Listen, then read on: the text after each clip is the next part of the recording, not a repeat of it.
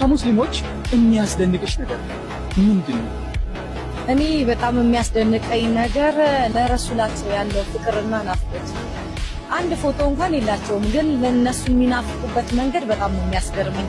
እንዴት ሰው የማያውቀውን ሰው ሊናፍቀው ይችላል? ነብዩ ሰለላሁ ዐለይሂ ወሰለም ሳናያቸው የናፈቁን ነብይ የወደድናቸው ዓለም ላይ ባለ ሙስሊም ልብ ላይ የተወደዱ ብቸኛ ሰው ማለት ነብዩ ናቸው። ሳይታዩ የተናፈቁ የተወደዱ ነብይ።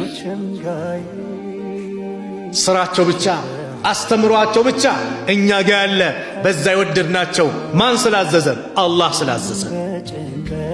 እሳቸውን ማየት የማይናፍቃለ ከኛውስ የለም አይደል? እኛ ከምንናፍቃቸው በላይ ደግሞ እሳቸው ናፍቀውናል። اشتقت الى اخواني ብለዋል። ወንድሞቼ ናፈቁኝ ብለዋል። አወለስና اخوانك እኛ እና እነማን ናቸው እነዚህ እኛ ወንድሞች አይደለንም ወይ ሲሏቸው ሰሃቦቹ አይ እናንተ አስሐቦቼ ናችሁ ወንድሞቼ ከዚህ በኋላ የሚመጡት ህዝቦች ናቸው ሳያዩኝ ያመኑብኝ ብለዋል ነብያችን ሰለላሁ ዐለይሂ ወሰለም።